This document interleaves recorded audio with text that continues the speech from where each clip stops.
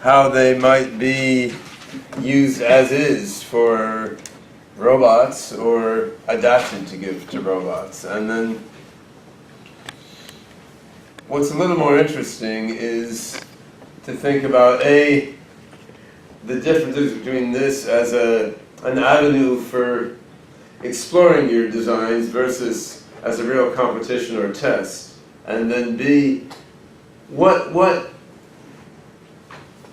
do you really have to focus on to make your robot control AI system sort of pass this test in a fair way? And it turns out the harder parts are really more meta-level issues of the system understanding what is the question you're asking it to solve in the context in which it's existing. Like, the test questions are easy for an AI, but understanding what the question is and what it's supposed to do is not as easy for an AI, which really gets at what general intelligence is about in terms of a system being able to contextualize itself and its tasks in the context of its own life and its environment. So this is what's called the WPPSI test. It's designed for kids aged basically 2.5 to 7, and it's significantly different than IQ tests used for adults, but there's a whole bunch of psychology theory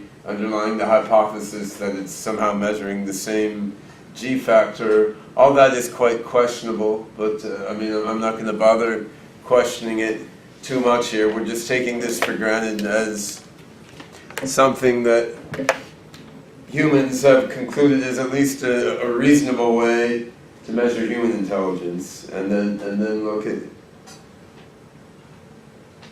how that could be applied to machines. So there's 14 subtests in the WPPSI. Little kids are just given a few of them about vocabulary, block design, object assembly, naming pictures, which I call the early subtests. There's a bunch of others that are a little more complicated given to older kids, and there's a bunch of complicated ways to make various scores out of this, which are not very relevant or very interesting. So there's verbal questions, many of which are situated verbal questions. So they're not just like, you know, what's the capital of Kazakhstan or something. It's like, show me your foot, right? Point to the middle of your head. So, and they're verbal questions, but they're different than ones you typically pose at chatbot, or they're about everyday life, like why do people brush their teeth? How many legs does a dog have? Who is George Washington? Like, where does tar come from? So they're commonsensical questions, a mix of book knowledge and everyday life knowledge. Then sort of common concept questions. What is it that's used to dry yourself after a bath? This is protected by skin and bones. So you're sort of looking for the common concept underlying several different things. This is something that, of course, you could write a script to do in like one line of Perl. Like you give like 5 to AB, the kid is supposed to put the letters in order, then put the numbers in order. And this sort of illustrates my more general point that, I mean, trivial for an AI to do that if you write a script. I mean, trivial for an AI to figure out that transformation if you have written a program whose job is to figure out the transformation when given to sequences. On the other hand, if you're sitting across the table from a robot and you got to explain to it that what it has to do is take this sequence and rearrange it into a certain form, the big problem is for the robot to understand what the hell you're asking it to do. Like, once it gets that, it's really, really easy, right? Matrix reasoning. The kid looks at an incomplete matrix, selects the missing portion. So which of those 5 things in the bottom fits in the missing slot? And so processing speed. Here you would give the kid a page full of pictures of animals and pictures of other random stuff. They're supposed to put an X over every animal. So, I mean, very easy, like supervised learning image recognition once you understand what it is. So, verbal arithmetic, like if I cut an apple in half, how many pieces will I have? How many nuts will be left? if each squirrel in this picture eats one of the nuts. And just visual symbol matching. Is anything in this left group also present in the right group? Yes or no? And here, this is just visual symbol matching again. Like, okay, now we have a little mark inside each shape. Go through each shape and write the mark inside it. So inside that circle, you're supposed to write an equal sign and so forth. So this, I mean, I remember doing this kind of crap as a kid, and the hard part was wanting to do it, actually. I mean, if you're a smart kid, it's not very intriguing. You have to have a certain level of obedience as well. Huh? So that you draw a picture with a missing point, like a pig without a nose, an ocean with some missing waves or something, a pencil without an eraser. See if the kid can fill in the missing part. And there's common sense knowledge, which pretty much every kid has, and then just understanding what they're supposed to do. And in this case, you sort of figure, even for human kids, the main challenge here is understanding what they're supposed to do. Because like even a dumb kid knows a pig has a nose, right? And if they saw a pig on the farm with no nose, they'd be like, oh, look at that, it's a pig with no nose.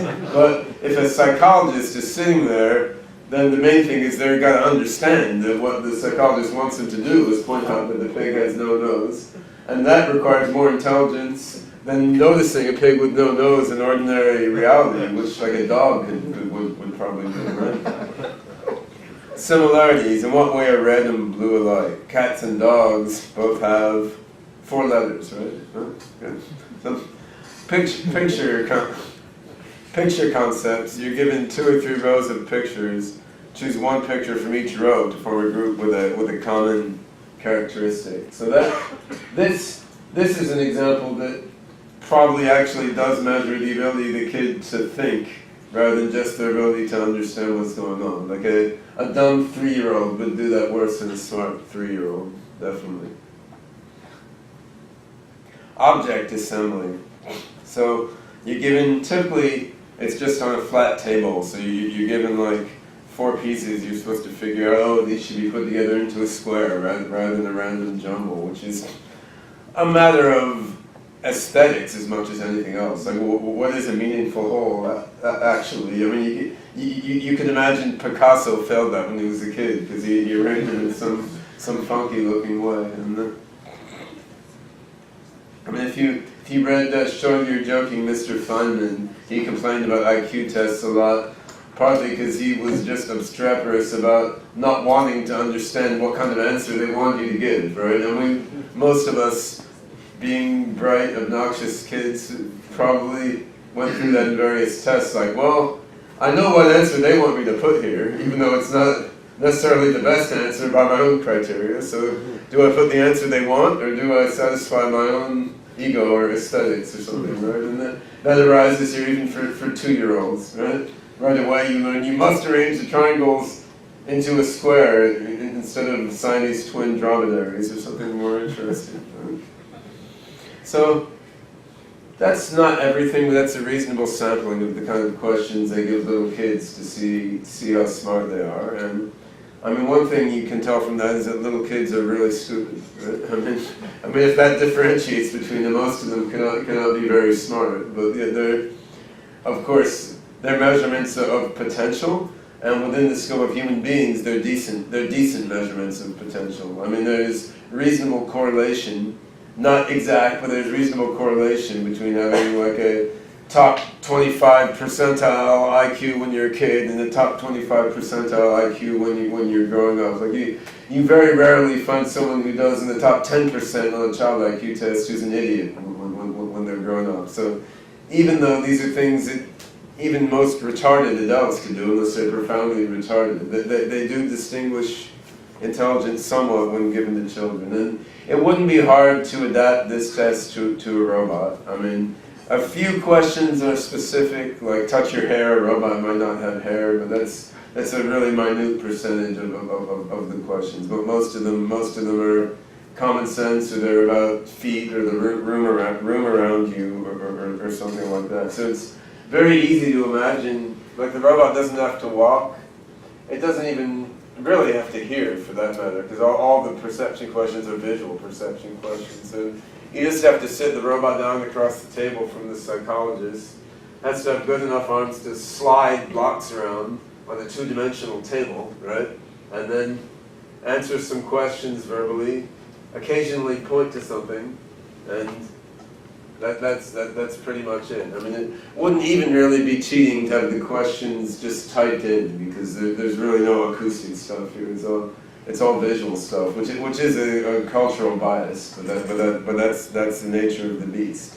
Now, it's probably obvious to everyone in this room this would be a terrible competition or prize for AIs, because I mean it would be extremely easy for probably anyone in this room to code a system in probably less than one day that would answer all of these questions. Well, there's a couple that are a little harder than that. What are the common characteristics of the pictures corresponding to these words? But even those could be handled using current narrow AI technology. I mean, you type in the word, look up on Google Images, run them through some region CNN to figure out what pieces there are. You can do well enough to get a high IQ as a little kid by piecing together some narrow AI hacks. And it will be an interesting programming competition for undergraduates to see how fast someone can code something that would pass all these using a bunch of open source tools from the internet. But it's terrible competition if the goal is just to pass. There's no real solution to that. On the other hand, for example, thinking about OpenCog, to get OpenCog to pass all these things without narrowly engineering it for the tasks, I mean in a sort of fair way where it had to learn to do these things the way a little kid does, based on more general capabilities that we've given it, that's actually an interesting test. I mean, it wouldn't pass it right now, but it's an interesting task. So I think if you want to informally assess early stage AGI systems, and you have transparency into the internals of the system, so you can see that it's not hacked just to do these things, but it's coming at it in some way that's based on contextual learning, then it's somewhat interesting. And I mean, as basic skills that are needed to enable this, you need something that can answer questions, can identify objects, events, and parts of them, simple manipulation of objects on a table, recognize objects visually, including their parts. Some things you have to draw, so meaning you have to be able to take something you've seen in a picture and make some little abstraction of it on a piece of paper. Then probably the hardest bits are what I put at the end here.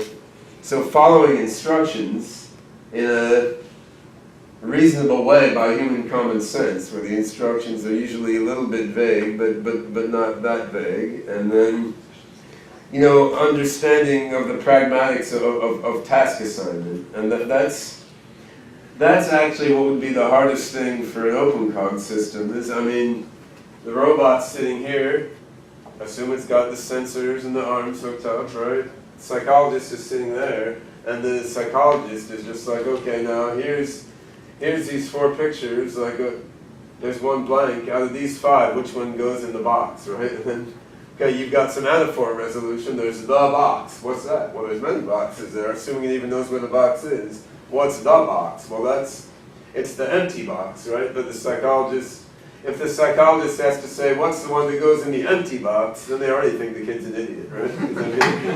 If you're showing them those 4 boxes, I mean, what instructions would you have to give a little kid? If you say, okay, there's 4 boxes, there's pictures in 3 of them, which of these ones down below goes in the box? I mean, so we know the box is the empty one. We know down below it doesn't mean that flower that's in the lower left corner of the top square grid, which is down below something, right? I mean, this group is down below the other thing. So there's a lot of common sense reference and anaphor resolution that has to be done to understand what's going on in a non-idiotic way. And then, I mean, similarly with that picture completion task, or no, rather the object assembly task, I mean, you're telling them, okay, take these 4 puzzle pieces and arrange them into a nice, meaningful shape or something, right? Now, if you haven't coached your AI system on that, what is a meaningful shape, right? And I don't actually know exactly how the psychologist explains that to the little kid, but having worked with little kids a lot, most smart kids would get that really quickly, and you wouldn't need to review over and over and over and over and over again. And I mean, if the kid picked them up and piled them on top of each other like a triangle sandwich, the psychologist probably still would think that they're smart. Whereas if they just threw them off the table, which many kids would do, then you figure that the kid is too much oppositional defiant disorder and kick them out of the room or something. So, yeah, it seems that as a collection of skills that the AI should be able to understand how to deploy in context based on a semi-formal social interaction. It's sort of an interesting set of tasks. So really the fair way to use this from an AGI point of view would be, I mean, you have a robot and an AI engine, and you've taught it question answering, okay, and it knows how to manipulate objects in a basic way, and it knows how to look at things and identify their parts. So your AI system has those basic component skills, but you have not coached it on any of these tasks or anything that's highly similar to these tasks. Then the question is based on a real-world pragmatic interaction with some human being who's sitting there explaining what is the task.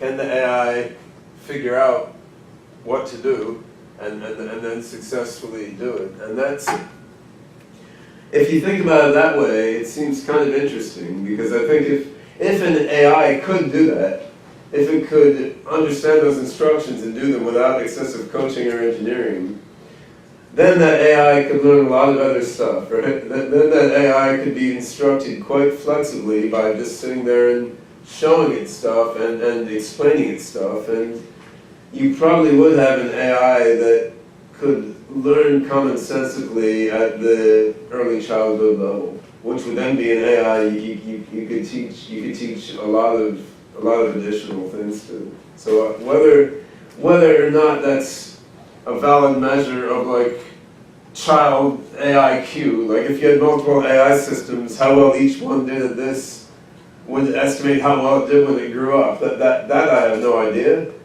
and I guess none of us can, but I could see that if something passed this fairly, it will be a decent predictor of, could you actually teach that preschool stuff? Like, is it a valid AI preschool student? So I think it's this body of knowledge seems actually of some interest for AGI, but takes some care to interpret and utilize. And it's interesting enough, I think, that as we proceed with trying to make open cog control robots, this sort of test is worth keeping in mind. I mean, setting aside the newspaper headline value of AI passes 5-year-old IQ test, right? I mean, which would be trivial if you hacked it, but it's still interesting if you don't.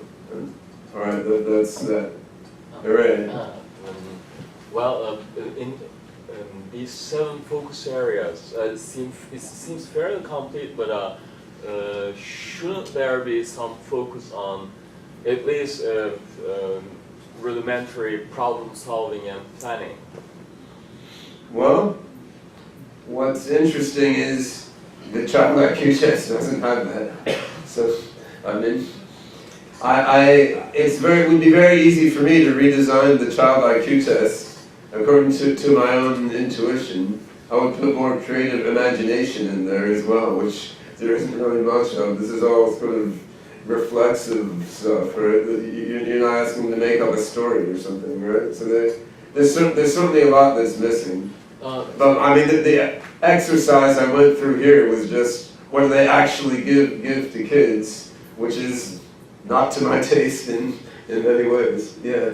So I think it's sort of a little bit neither fish nor fowl, in that a fair compartment of it is text understanding and pragmatics, right? Because as you point out, most of the actual problems to solve are fairly rudimentary. Yeah. So couldn't one instead use something that's sort of richer on that text understanding pragmatic side, you know, dispatch the robot to perform a task with some form of I think written all description? real world stuff is neither fish nor fowl from an AI view. Like think about make a robot college student test. Make the robot go to MIT. I'm gonna give you another one right? that's either fish or fowl, but Okay, both, okay. which is the classic Raven progressive matrices. Mhm. They're used as non-cultural IQ tests.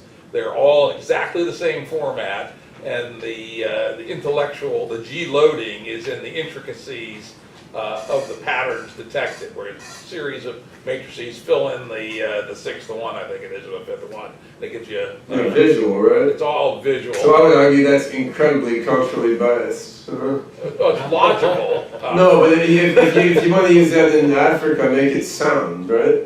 Not vision. So I mean, again, it's hard to escape some bias there. It's very much constrained. It's been Yeah, shown I've to be. seen them. It's been shown to be pretty good across culturally, better than any other tool. So it doesn't confound it. It doesn't confound IQ with the ability to follow instructions and parse natural language. Well, but I don't think that's a confounding. That's the thing.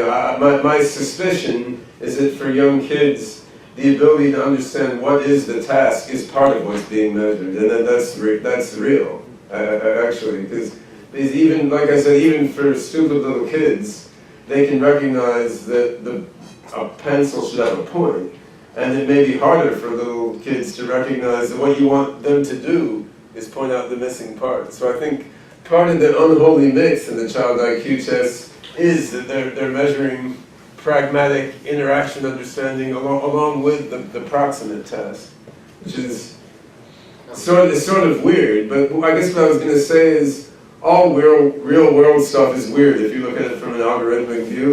Like robot college student test, right? It's the same way. Like doing the integral is easy for an AI, but understanding when you're supposed to start taking your test may be harder for it, right? And that's just what you get when you put an AI in an environment made for evaluating humans that are insanely different than the AI. And it may not be an important thing to do, to evaluate the AI by human-like metrics. It's more of a thought experiment. Huh?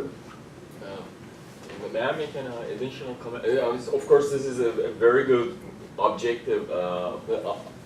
Why I said what I said was, except for 1, 6, and 7, you can find papers that do all of that stuff pretty good. I mean AI papers. So it's like the challenge here would be to actually apply this to children and see if they. So you have to have a setters. Well, these are applied to children all the time. So. Yes, but you actually have to go and do this in a way that would be acceptable from a psychometrics point of view. Yeah, right? yeah. I mean, if one were to do this with an AI, you would make your little robot and you would have it evaluated by a child psychologist as if it were a kid, right? Mm-hmm. I mean, that would, which is maybe a more theatrical value than anything else. No. I mean, that would be the game that you would play anyway, right? I mean, to me, that's fairly similar to having the AI play chess or Go. I mean, the chess and Go are not intrinsically interesting in the grand space of all activities in the universe, right? Chess and Go are interesting because they're part of human culture and human reality. So having an AI do that is interesting to us as humans, right? Otherwise, to a super intelligence, chess and Go are like some weird arbitrary manipulations of little circles on a square. Who cares, right? yeah, because it would understand it's just a puzzle that wastes time. Well, it's a puzzle which is challenging to us because of limitations in our working memory and reasoning algorithm and so on. Right? Yeah. I was thinking in the square example, right? Might not be that we're actually searching for potentially like the opposite, while it's like with a child, we're searching for a child that can maybe put it into a square for an AI it might be great if it would throw it away because it would show this kind of like Picasso-like creativity, which might be something that would show that it's more thinking for itself, or at least has this creative spark or And something. you can say it's great for a kid too, actually. Yes. I mean, if you look deeper, there are child psychologists will measure all sorts of different things besides the standard IQ. So there's tests of like fluid intelligence, which try to measure creativity and so forth. So there's a lot of assessment instruments that child psychologists have, and you could go through a similar exercise with other ones also. I think you still would find that the pragmatics is the hardest part for the AI, even if you're looking at fluid intelligence or EQ or the other things that they look at. And I have another question just relating to what you just said about, because I think with the Turing test there was a version of the Turing test where you wouldn't test, well, I mean in the psychology test here, wouldn't it be more fair to test if the psychologists could distinguish whether a child was taking the test or a robot was taking the test, rather than testing if the robot would pass the test? Yeah, of course. I don't personally find that more interesting, but that's also of some interest. I guess from my own view, I'm specifically not that interested in making an AI exactly impersonate a human being, because I mean that just involves a lot of lying and fakery, and there may be funny little cues, like maybe the AI hesitates longer and sometimes and shorter at other times that you could use to tell one from the other. And in the end, that's why I like something like a robot college student test. Like if a robot can go to MIT and go to all the classes and take the exams and graduate based on the same interactions that a human does, so it can walk into the classroom, sit down, take the test, go to the instructor's office for evaluation if it wants to. It can do everything. I don't really care if the instructor can tell that it walks funny like a robot or something. Yeah, no, I didn't right? mean that it has to behave like the child, but rather like that the test of the passing of the test, the score that it set might be arbitrary, and might, like it might be unfair. Like maybe even like an AI that wouldn't pass the test but is still fairly good. Like a bad child would be. Yeah, it is unfair, and I mean, of course, an AI can do long division much better than even an idiot savant. It is much faster, right? So I mean, there are some metrics by which AIs are already vastly more intelligent than human beings. So I mean, this is kind of an arbitrary exercise in the grand sense, as is every human world criterion you would impose on the AI. Yeah. Colin? Yeah. So along those lines, if I mean, I don't know if these are how complex these things really are if you think about it from a general perspective, but I mean, human beings, given we've got a billion years of learning from evolution, and we can, do things with 5 watts of power or whatever it is our brains. I thought it was 6,000 years. Well, sorry.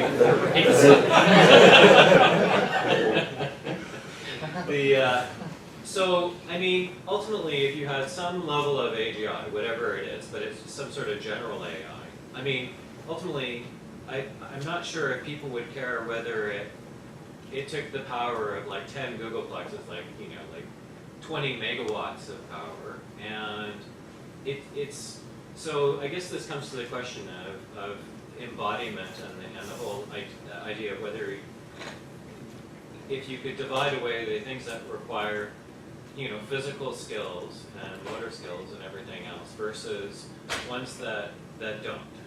And I mean, I know for you the idea of learning through an embodied an agent like a robot is an important thing, but... Well, the physical skills for this test, unless you're counting perception as a physical skill, the manipulation part of this is trivial, right? You're arranging shapes on a two-dimensional surface, so of course you could replace that with just moving around those shapes on the screen, and then you've gotten rid of the physical skill. I mean, the physical skill isn't the main part, and showing things by pointing them, if you want, you could replace that by pasting them into some window on the screen or something. So you you can imagine a fair adaptation of this test to something that wasn't a robot. But then the worry I have there is that you're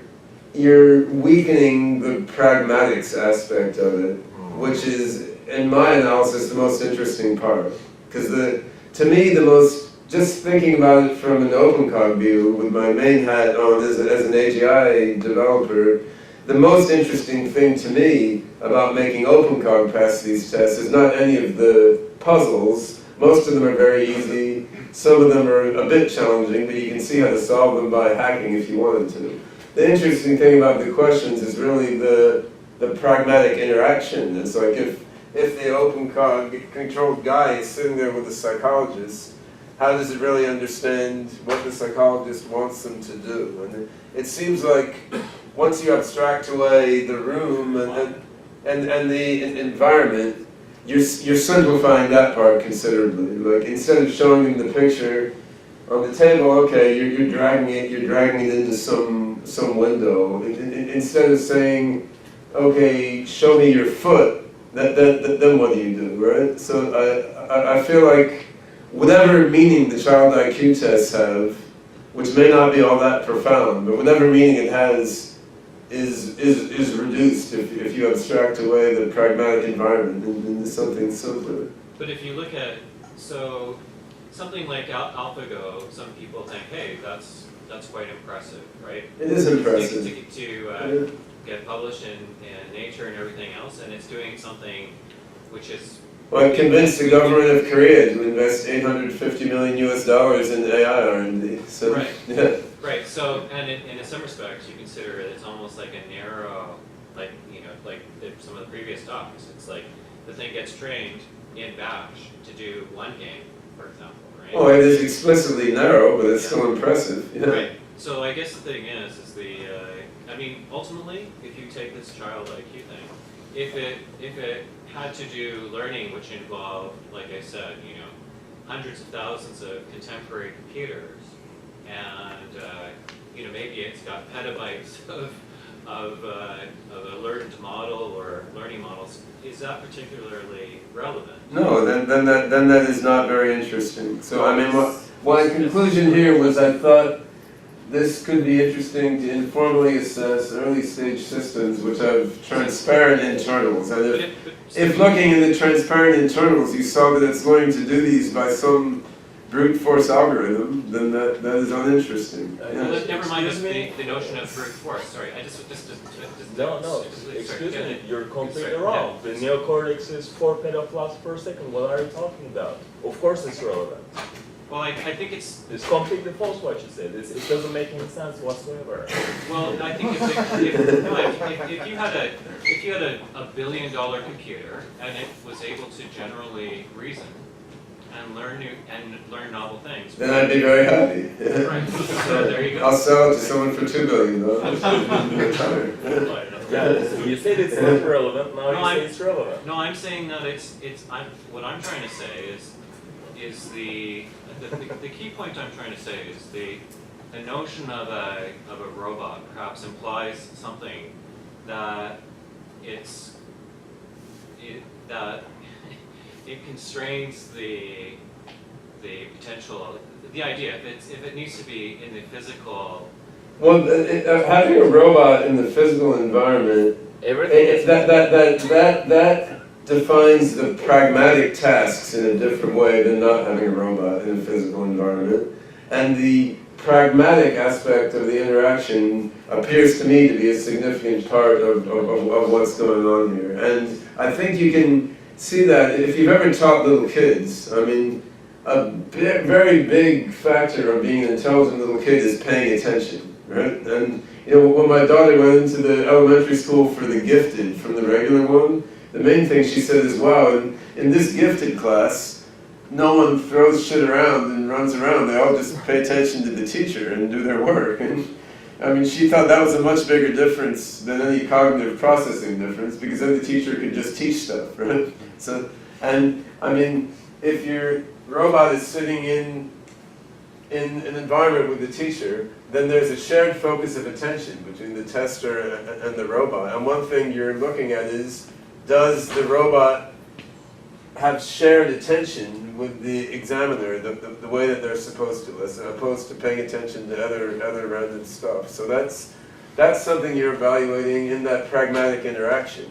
And if you abstract that away, you're losing a lot of whatever value this has. I mean, I'm not saying that child IQ tests have some tremendous and profound importance for AGI, but if someone wants to accept them in their project as an interesting way to evaluate and explore the sort of interim capabilities of their system, I think the value is much less when you abstract away the real world pragmatics. That's all. I mean, then there are other things you can look at if you want to look in a purely virtual world, such as Minecraft or StarCraft, many other games that like Julian was talking about. So, these questions could surely, can I make Yeah, sure. Except we should end very soon. It's almost 6. So. All right. The pragmatics is important because it integrates every bit of knowledge the agent has. So it's the child must have a worldview, world representation to achieve that. And that's why pragmatics is the most difficult thing in language. Mm-hmm. So that's very relevant, right? Yes. That's why it integrates everything. Yeah, and I think to wrap up, that was the main lesson I got from looking at this stuff, which is the main reason I thought it was at least marginally worth discussing with you all. I mean, the questions themselves are easy. You could all hack a solution to them, with or without a robot, but it really highlights the value of shared attention, understanding what the other guy wants you to do, reference resolution, anaphor resolution, and all this stuff is a lot of what makes a little kid seem smart or not. And this is a decent predictor, a significant part of a decent predictor of whether that kid, when they grow up, will be really good at solving logic puzzles, right? So there's an interesting cross connection there. And I mean, make of it what you will. I'm sure there's more interesting questions, but it's almost 6, so we better go. Thanks.